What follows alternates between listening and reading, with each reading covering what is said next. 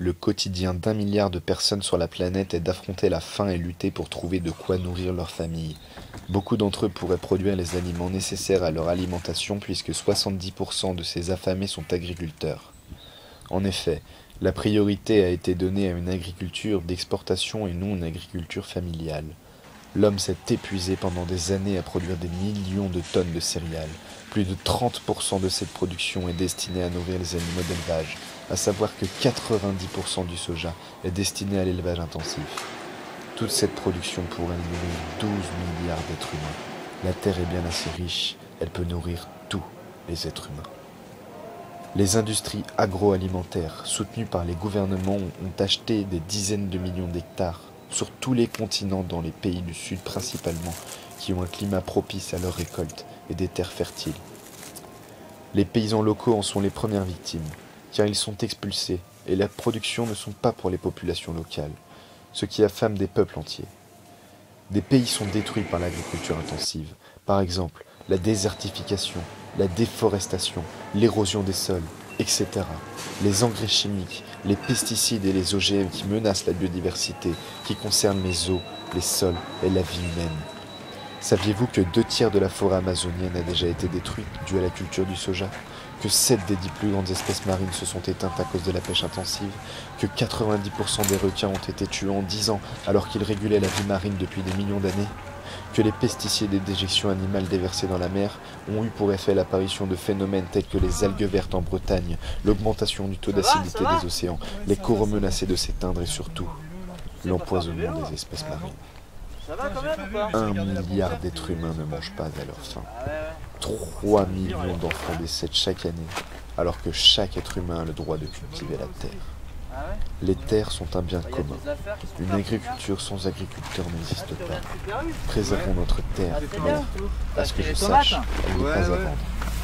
Laissons-nous et redonnons un sens à cette agriculture qui est l'agriculture familiale.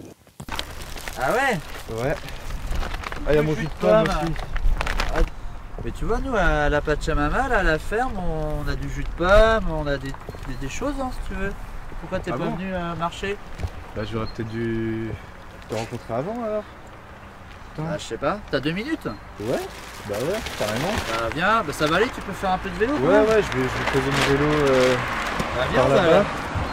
Je vais te montrer comment ça se passe. Bah justement là, il y a un petit groupe de jeunes qui est là en train de nous donner un coup de main, on va aller les voir. D'accord. Tu peux passer par là. Hein. Ouais, bah je vais poser mon vélo. Regarde, là il y a une rue des saisons par exemple. Là, les tomates, aubergines, poivrons, c'est en été. D'accord. Et là, on est au printemps. On vient juste d'y rentrer au printemps en plus. On vient juste d'y rentrer, donc là, le printemps. On va bientôt avoir des courgettes, radis, carottes, navets, salades, épinards. Donc là, on termine la récolte de tout ce qui est vert, épinards, salades. D'accord. C'est important de connaître ces saisons pour les circuits courts. Et... Bah, viens, on va aller voir les... Salut. Bonjour. Bah, je vous présente Baptiste, il a eu un petit accident de vélo là au bout de la route. Et bah, je vous fais découvrir un petit peu la ferme. Et du coup, c'est quoi ce légume là